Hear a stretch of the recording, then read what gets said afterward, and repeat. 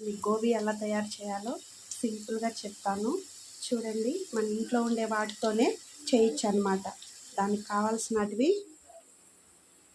అల్లం, తెల్లగడ్డ, ఉల్లిపాయ ఒకటి, పచ్చిమిరపకాయలు, గరం మసాలా ఇది నేను ఇంట్లోనే చేసుకున్నాను, కార్న్ఫ్లోర్, కారం, రుచికి తగ్గ ఉప్పు, నేను ఎర్రగడ్డ, పచ్చిమిరపకాయ, అల్లము, తెల్లగడ్డ అన్నీ కలిపి పేస్ట్ లాగా చేసుకున్నాను అనమాట. ఇదిగోండి ఆల్రెడీ నేను మిక్స్ చేసి కలిపి పెట్టేసుకున్నాను. ముందుగా ఏం చేయాలంటే కార్న్ఫ్లోర్ని ముక్కలుగా చేసుకొని కొంచెం ఉప్పు కారం వేసేసి కొంచెం ఉడకపెట్టుకోవాలన్నమాట. ఎందుకంటే కొంచెం ఉప్పు కారం ఎందుకు వేస్తున్నామంటే దాని లోపల పిండిగా ఉంటుంది కదా, అలా లేకుండా ఉండడానికి నేను అలా చేశాను అనమాట.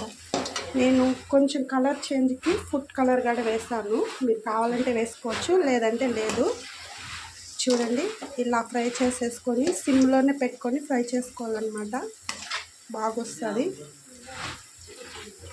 ఓకే.